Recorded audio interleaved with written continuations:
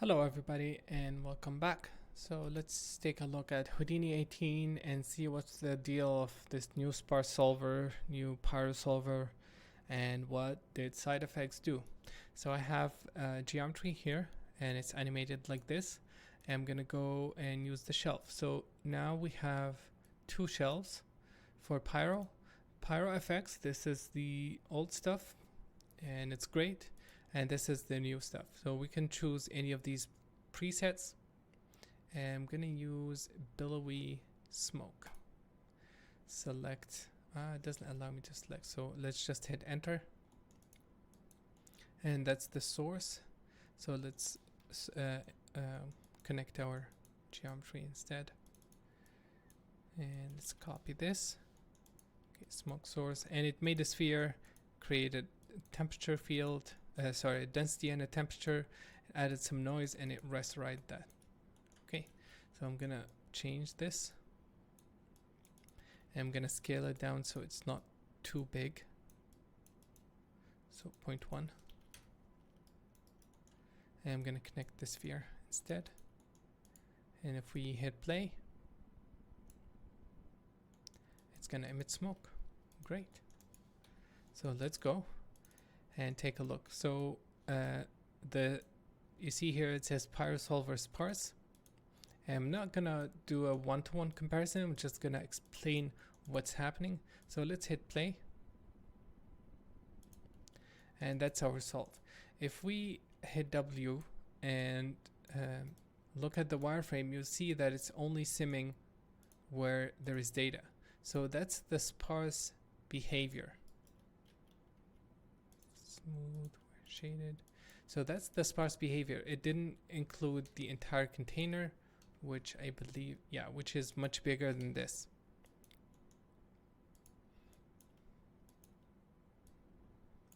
Why is it not showing the domain? Okay, so it's basically simming where there is only data, which is great. It's gonna make things a lot faster, but I've noticed so many issues with this, unfortunately. So if we go here, so that's our container.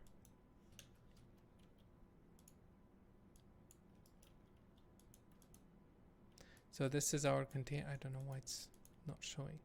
And you see only data there. And let's try convert this into VDB and use a VDB tree visualizer. And let's see. So apart from being sparse, there's also another option. If we go under advanced sparsity, I'm gonna turn off sparse, and I'm gonna leave this on, resize in full tiles. And let's go back up and let's hit play.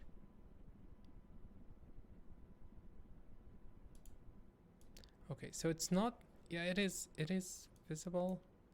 So what's happening, what's gonna happen is the smoke is gonna change resolution. Apart from only being active in one area, it's going to change resolution in a tile. So it starts in a size of 64, and then 32, and then 16, and the lower the value, the more resolution. So apart from being sparse, it's also adaptive. It only places resolution and details where it's needed. And honestly, what I found the most is that it's better to use sparse where you have, for example, things like fire or a trail or anything that is covering a large domain and it's moving slow. It's not too fast. Okay, the fire is not expanding. The fire itself is in the same place. But if you have an explosion, if you have something that is expanding or moving quickly or changing, the sparse is going to give you so many issues. Okay, and there's actually a major limitation, and this is part of the new pyrosolver workshop. The pyro workshop. The new pyro workshop. I'm going to talk about this in much more detail. But basically, what what we're going to run into quickly is that if you have a sim that is where you have adaptive in whatever value you need, you're going to see these patterns. See that box structure? And as you go through, that box is going to be present. It's injecting data. And the problem with this is that the sparse is not able to catch up. The resizing and the adaptivity is not able to catch up with the smoke sim. So what the solution is to increase the substeps. And if you increase the substeps, you're going to get slower sim time. So to compensate for this, you need substeps. But substep is not going to solve this entirely. It's still, you're going to still see it. It's just depending on how fast the smoke is. The faster the smoke, the more substeps you need.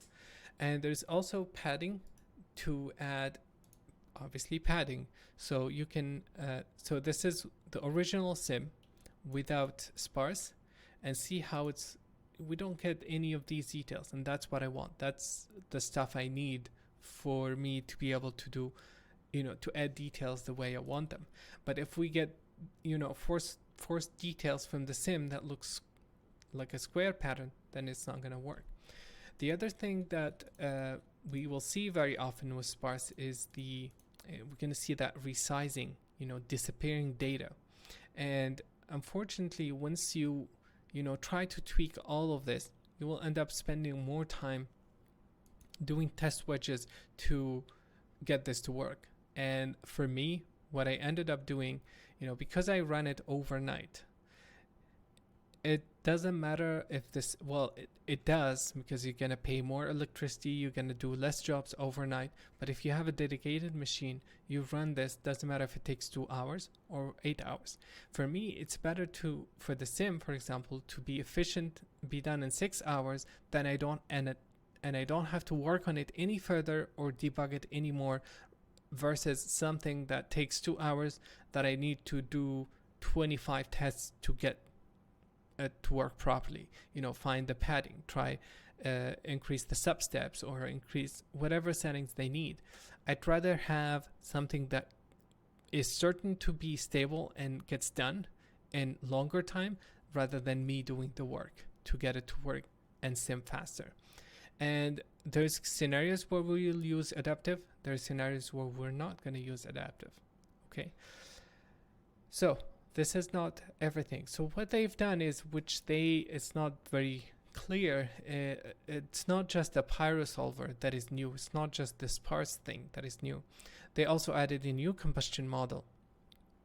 And the old combustion model is, unfortunately, is really bad. And I've built my own, but the new one is much better. It's very similar to what I've built. You only have to worry about one channel or one field, and then the solver will take care of the rest. And it's much easier to tweak, and this is what I've been using recently, along with some customization just to make it do whatever what I wanted it to do. And this solver is actually very different. So the way the temperature works is different. It has more advection methods. It has, what else? It has different expansion. It has temperature. You can generate temperature, you can generate smoke, and you can generate expansion, which is needed for the explosion. This tab is very similar, and this tab is also very similar to before, but we have the sparse option and this resizing. So the rule is, you try with the sparse as best as you can.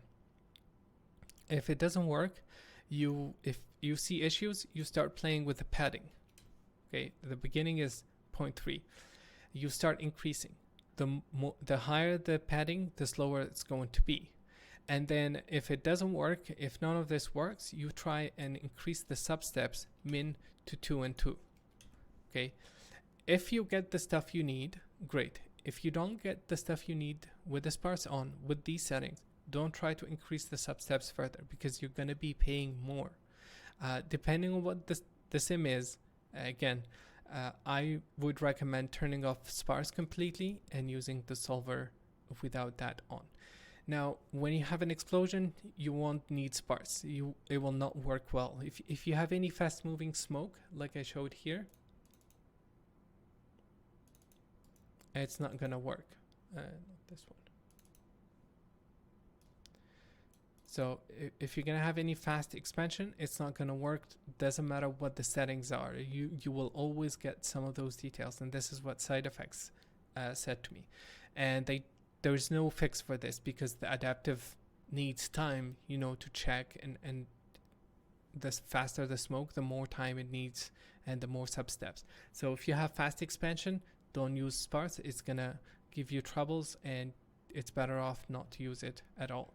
If you have trails, if you have fire that is contained, or any sim that is contained in the same domain, gets born maybe quickly over 10 frames, but it stays there. Like the fire I had, for example, it's always in the same domain. It's not expanding, it's not doing anything crazy. So that, in that case, the sparse is gonna work.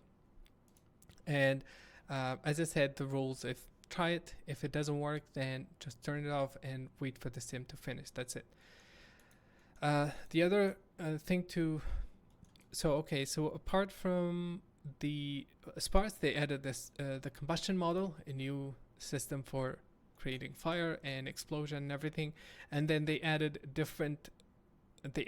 adaptivity to the source as well. And most of the time, this option is off. It needs to be on. Okay, this has to be on to make sure that your the fields that you're importing are matching the domain that you're working with. It's not always on. The other thing they added is this pull system, and I am not 100% certain how it works. I've done so many tests. I think the way it works is it only pulls the energy if it meets certain thresholds. And I've used this because I was able to get tweaks, but after doing tons of R&D, I found out that it's better to use the old system with add method, and you have one value, one multiplier. That's it. Okay, it's much better. It's much easier to control, and I didn't see any benefit of this. Now, the temperature in the new one is different. Okay, they have this ambient temp and reference temperature. What this means is the ambient temperature, it means the smoke can be hot, but it's not rising. Okay, you can still have hot smoke that is above, let's say, 1000, but it's not rising at all. It's in space. It's in the same y-axis.